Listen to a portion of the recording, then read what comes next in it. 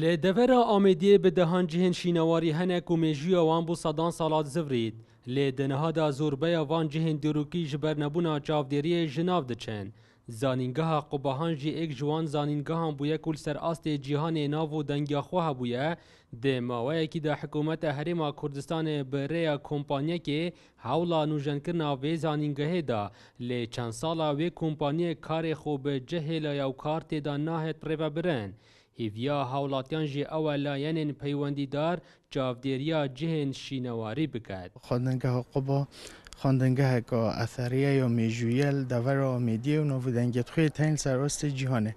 بله مخابنی و اف قطابخانه هنه روش بروش یا شناف چیتن اوجی زفریتا و بو او پروژه که حکمت دانایی گل کمپانیه که که قطابخانه هنه نیجان کرد بله چند ماهی که تدو شول کرد و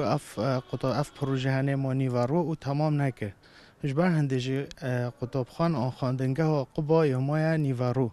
روز بروز اف قطابخانه هایش ناف چیتن و هکا دیفچون بونه تا کرن احتمال اف اثرت هنه نمینن اف جهه ام بیجین تاراده کی یتهاتنا اهمال کرن و یتهاتنا دون مثلا وکی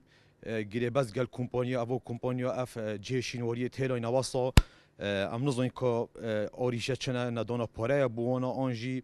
ام بیجین کون کاری خوب درستی نکردیا مثلا ما نمونه های ام بیجین قطابخانه قبهان الربار آمیدیه که قطابخانه که دیرینه و گلک ام بیجین میجویا که دیر و دریج های دور آمیدیه دا و یا برنیا سنه که ام بیجین گلک پرتوکت میجوی دا جنوبه هاتی که جایی که شینواریه یه دیرینه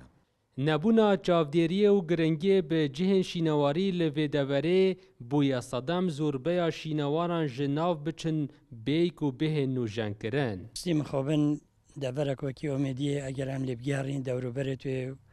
الدوره بروریو بیتن دوره صفنای بیتن حتی نیروه کنی یعنی جایی که گلکی دیروکیت که اون شینوارد زورد گرنگ لهنه لیاف که حتی اف کم ساکن مخابنی و حکمت و ما هرمی اف گرنگی پی نداره سر رای چند شینوار و که افزانین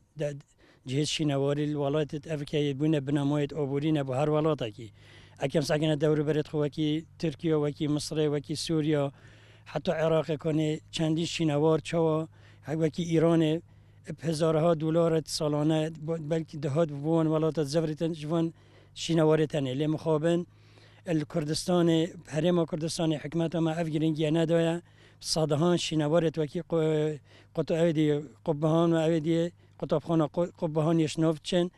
والجه که شینواری یکش تو گزاری زارا خلک که بیانیش در وقتی سردانوان جهاد کردن لی مخابن یه چند جه که وسای شینواری بینن یه برف حلوشاندن حرفیانی چی دنها دا زوربه شینوارن وی دوره جناو دچنو مترسیاوی چنده هیا بشک جوان به اگجاری جناو بچنو زانینگاه قباهان جی سیمای اشناف چونه لی دیاره دلدار عرب کرسات نیوز